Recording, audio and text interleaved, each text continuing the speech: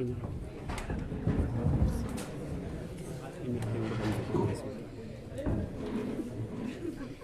take this opportunity to welcome our Honorable former Union Minister, presently Member Congress Working Committee, and Honorable Member Parliament Shri Shashi Tharoor ji in this press conference. Along with him, I also take this opportunity to welcome Shri Gokul Guter ji, who is Joint Secretary AICC, Shri Naresh Chauhan ji, who is Vice President in Himachal Pradesh Congress Committee, Shri Satyendra ji, who is Media Chairman in Rajasthan Congress Committee, Shri Vedkar ji, who is our spokesperson and in protocol. And with this, all media persons, dignitaries, print and electronic, you are all also cordially welcome here. And now I request Honorable Shri Shashi Tharoor ji to kindly address the media. Thank you. Thank you very much, and good to see you all here. I didn't realize the similar press hall was so large. Wonderful to see so many of you here. I've been campaigning for the party. In fact, the elections in my constituency and my state were in the second phase, finished on the 26th of April. So since then, I've had the great privilege of traveling around the country and seeing for myself how much the people of India want change. They want change in Delhi. They want an end to being lectured to with insincere speeches that are not followed by any tangible benefits for the ordinary people of India. And what we are seeing everywhere, in every state, North India and South India, is that the Congress Party and the India Gathbandhan have come together to make a real difference in the lives of people. We are reminding people that this election is about you. It is about your welfare. It is about whether in the course of the last 10 years, you and your family have benefited in any way from decisions of the government. Whether the promises to create 2 crore jobs a year, which have not been fulfilled, have in any way given you and members of your family new or better employment. If you're from the farming community, a Prime Minister who promised to double farmers' income and has completely failed to do so. Again, we're asking you, does this Prime Minister deserve yet another chance? We are asking those young people, college graduates, who discover that if you come out of college with a university degree, that there is 42% unemployment for recent graduates. That is something which is driving so many of our young Indians out of the country. So I say to all of you, if you want social justice, the Congress Party and the India Alliance are for you. And what is more, we in the Congress Party have come up with a very specific set of justice proposals. 5 न्याय, महिला न्याय, युवा न्याय, श्रमिक न्याय, किसान न्याय और हिस्सेदारी न्याय।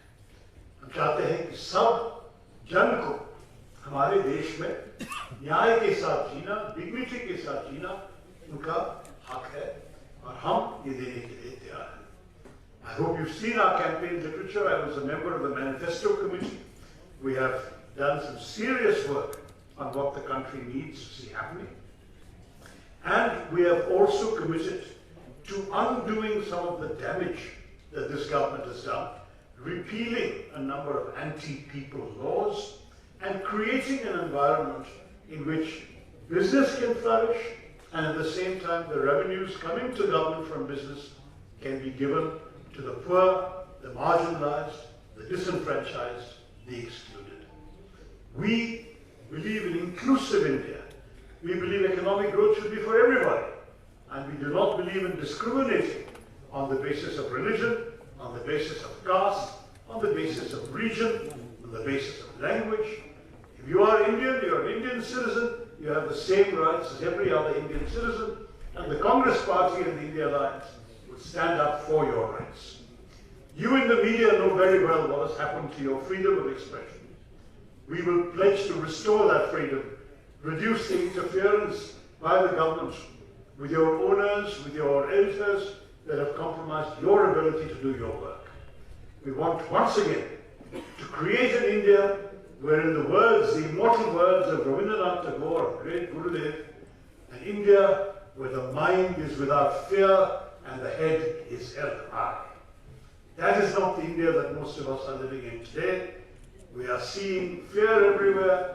We are seeing heads down everywhere. We want to change that and give us once again the India that our freedom fighters fought for. So I'll stop there. I'll be happy to take your questions in English or in Hindi. जरूर हिंदी में पूछिए या अंग्रेजी में पूछिए, मलयालम में पूछ सकते हैं, लेकिन अनफॉर्चुनेटली मजाक कर रहा था, आप हिंदी में पूछिए, मैं जवाब देने के लिए तैयार हूं। धन्यवाद।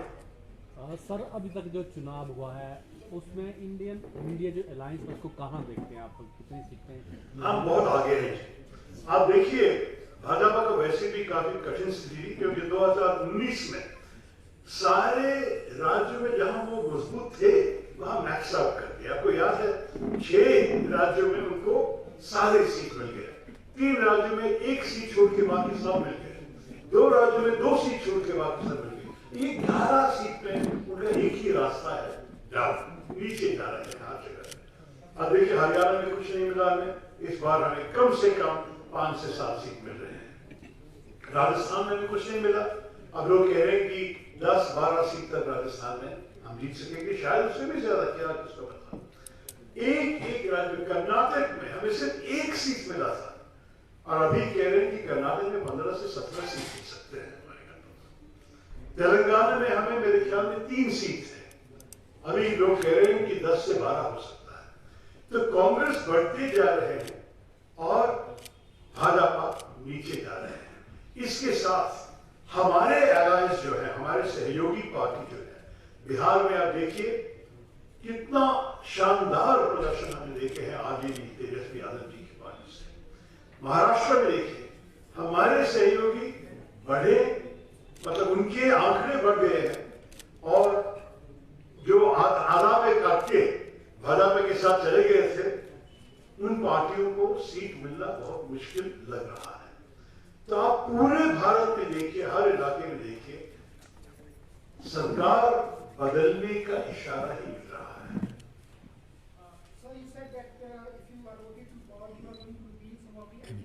That's right. There are many that we opposed when they were introduced in Parliament in the first place. For example, the amendments to the UAPA. The UAPA was a law the UPA had brought in, but they have amended it in such a way that the government can declare anybody to be a suspected terrorist, can jail him or her, and does not need to produce him before a court. There is no question of bail, and there is no need even to charge the person. Now, under this unfortunate amendment, which we opposed when it was brought in, we've had journalists stuck in jail for 2-3 years for trying to do their job. We've had student protesters stuck in jail for 2-3 years. We are seeing the weaponizing of a law that is actually hurting innocent Indian citizens with no legal chance to prove their innocence. We believe this is absolutely wrong. Similarly, we don't believe that religion has any place in citizenship. As far as we are concerned, the Citizenship Amendment giving fast-track citizenship to refugees from neighboring countries is fine, but there should have been no reference to religion. And we would repeal or amend the references to religion in order to make sure that any person deserving in the categories covered by the law is considered without reference to their religion. Because in the constitution that Dr. Ambedkar gave us, it says very clearly that your religion is irrelevant. In this country, every citizen has complete freedom of worship. And that is an important principle we must uphold. These are just 2 examples. I think by the time we get through the list, there will be about another 25 of them.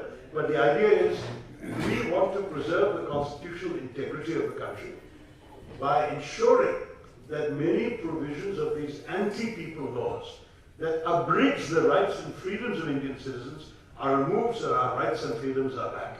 I am not saying that somebody who does something bad should not be punished, but they should get a chance to defend themselves, they should have a chance to demand bail, argue before a judge, they should get a chance at the same time to be able to be heard. How can you be in jail for 3 years without knowing what the charges are against you? That's just one example. Sir क्या इस बार RSS Congress को support कर रही है? कहाँ देखे आपने ये?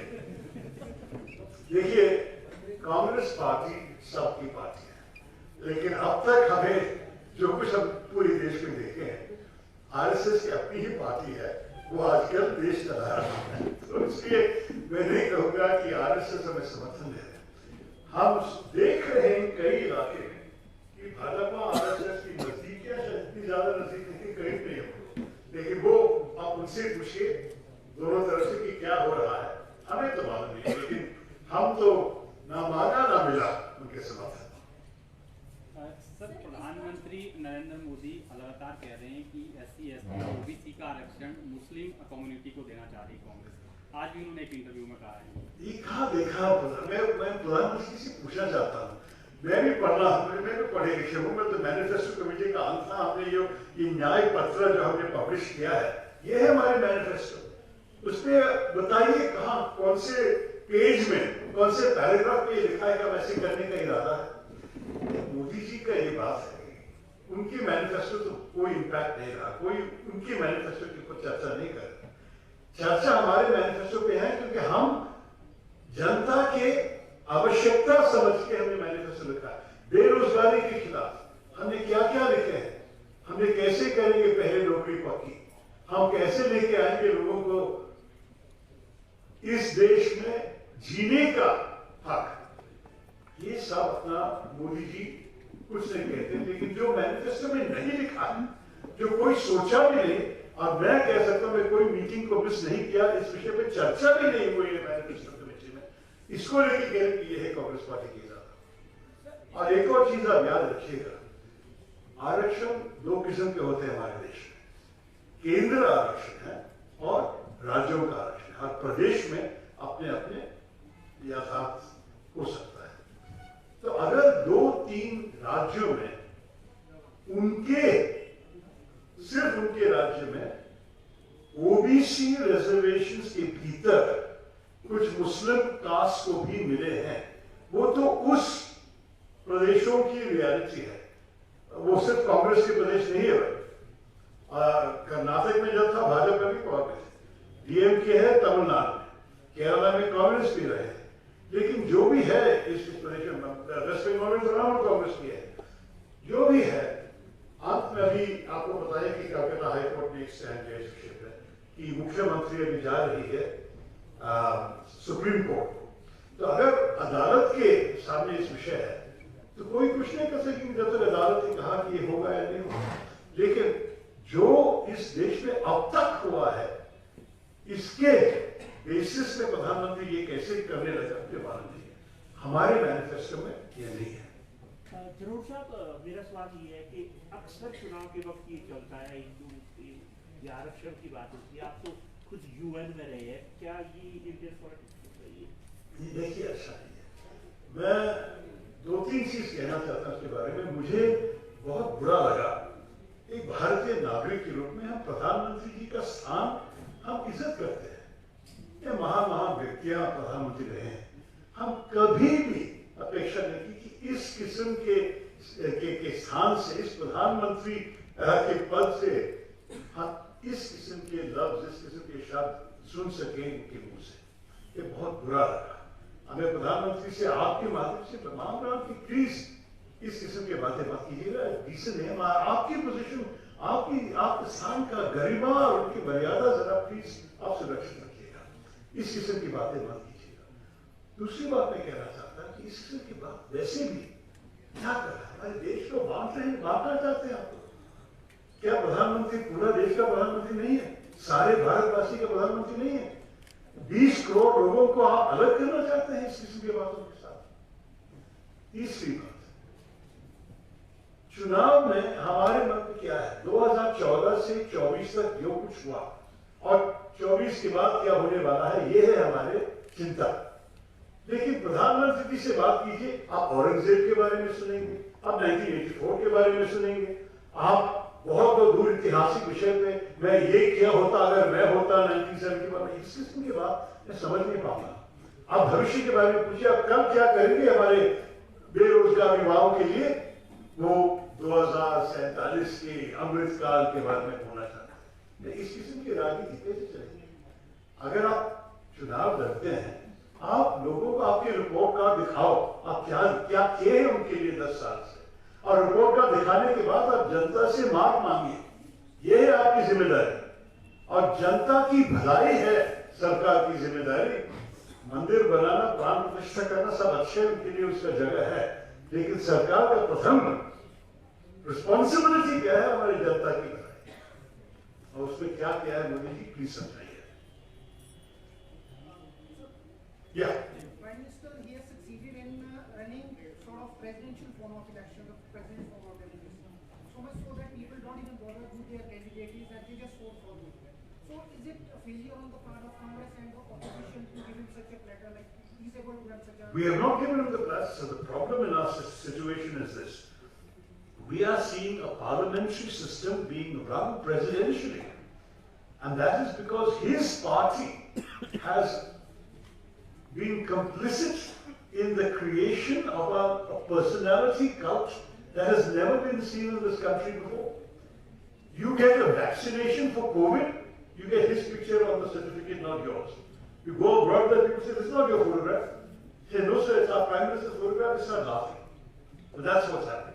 You go and get ration in a village, it comes, the bag comes with Mr. Modi's photograph. You go to a railway station, you see a kiosk saying, take selfie with Modi. What is happening to our country? This is only in North Korea that such things used to happen. But that is what is going on. And as a result, everything becomes about the supreme leader. You sit in parliament, you ask a minister a question about some program. He will begin by saying, under the wise leadership of Prime Minister Narendra Modi, I have done this. We are asking a minister to be accountable for his ministry to parliament to which he is accountable. Where is the Prime Minister coming? But in the BJP, that's the way the system is run.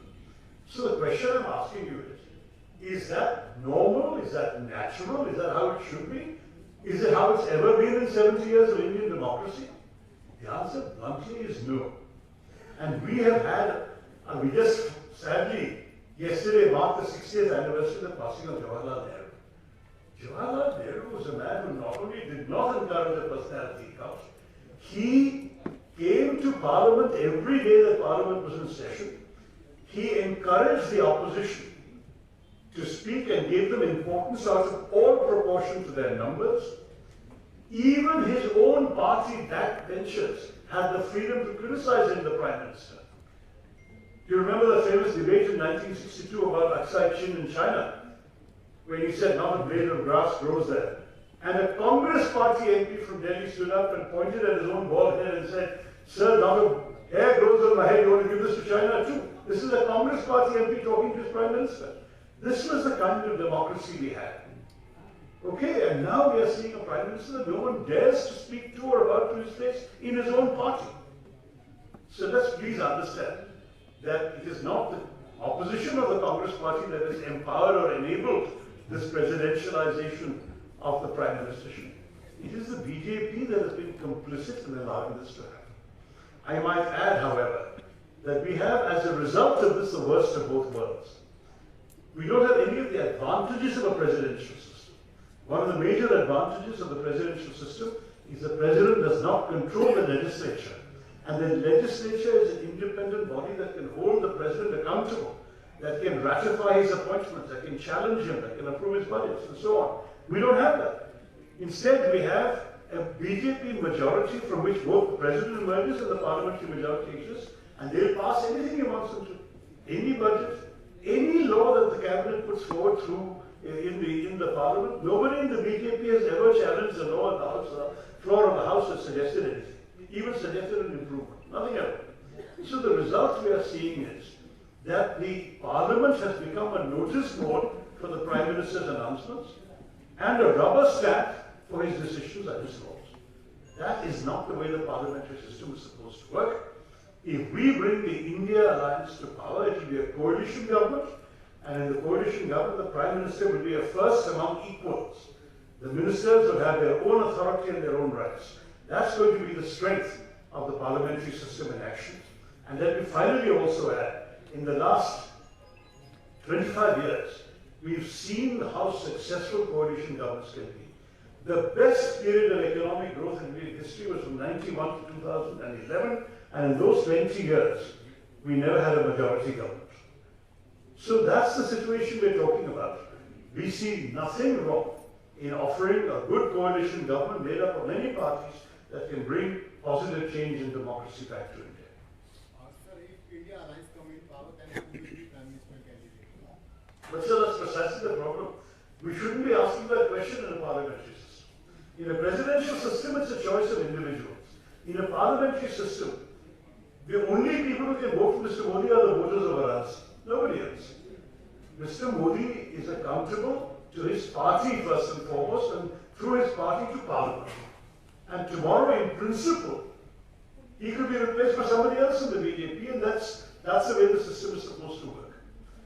In fact, I think Mr. Kejriwal pointed out, we don't even know whether the retirement age of 75 they impose on all BJP ministers might not apply to him too.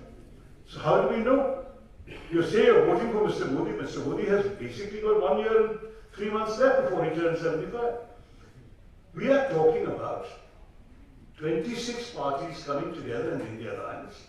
After we have won the election on the 4th or 5th of June, they will decide amongst themselves who should be the leader. Did you realize in 2004 that you were voting for Dr. Manmohan Singh? He came, gave the country exemplary leadership. He was an outstanding world statesman and Prime Minister for 10 years, emerging from a coalition process. So don't worry, we will be able to give you the same results, same quality of results this time also. Thank इस you. Bar sir चुनाव आयोग और EVM को लेके हाँ, कांग्रेस का क्या रुख है? देखिए हमारी चिंता तो हम बता दें इलेक्शन कमीशन को, और आपको पता है कि जब इलेक्शन कमीशन ये आंकड़े ठीक तरह से नहीं रिलीज किया तो कई लोग सुप्रीम कोर्ट गए, जिनमें से हमारे लोग भी थे। हमें आश्चर्य लग रहा था कि इलेक्शन कमीशन जो हर उम्मीदवार के इलेक्शन एजेंट को उसी दिन फॉर्म 17 सी भर के देते हैं कि उस फॉर्म जब इलेक्शन कमीशन के ऐप में वो लोग कंपाइल करके अगले दिन ही दे सकेंगे देश को, पता नहीं इतने हफ्ते के उसमें बैठे रहेंगे। लेकिन अंत में आपको पता 2-3 दिन पहले इलेक्शन कमीशन को भी रिलीज किया, तो वो अच्छी बात है। ईवीएम्स के बारे में हम नहीं चाहते हैं कि ईवीएम्स को डरा के लोग वोट नहीं करें। ये हमारी लोकतांत्रिक हक है और हमारी रिस्पॉन्सिबिलिटी, हमारी जिम्मेदारी है, जाके वोट करनी चाहिए। अगर अंत में लगा कि कुछ अजीब सी चीजें चल रही हैं तो कांग्रेस पार्टी के विषय को उस वक्त देखेंगे। लेकिन हम सबसे कह रहे हैं कि आप जाइए, वोट कीजिए। अच्छे चुनाव चले हैं हमारे देश में ईवीएम्स के साथ, और मेरे ख्याल में जो जनता चाहती है, the people's will can not be destroyed by a machine. तो मैं आपको से कहता हूँ, इलेक्शन का सुप्रीम कोर्ट ये भी कहा है कि अगर कोई शक हो कोई भी सिचुएशन में, तो ये जो नया सॉफ्टवेयर अपलोड करते हैं लास्ट स्टेज में, तो सॉफ्टवेयर अपलोड करते हैं कैंडिडेट्स नेम्स और फोटोज अपलोड करने के लिए। तो उस वक्त अगर कुछ गड़बड़ हो गया है, आपको ये सॉफ्टवेयर 45 दिन तक रखा जाएगा रिजल्ट्स के बाद, और नंबर 2 कैंडिडेट को पूरा हक है कि पैसे देके अपने एक खर्च में उसको एनालाइज कर सके। तो अगर ऐसे कोई शक है, हम ये शक को हम डिस्कस कर सकेंगे इस किस्म से।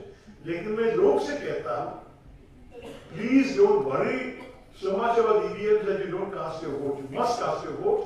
You must vote and exercise your democratic freedoms in this country. ये बड़ी जरूरी है। This is other man. I can't hear you quick.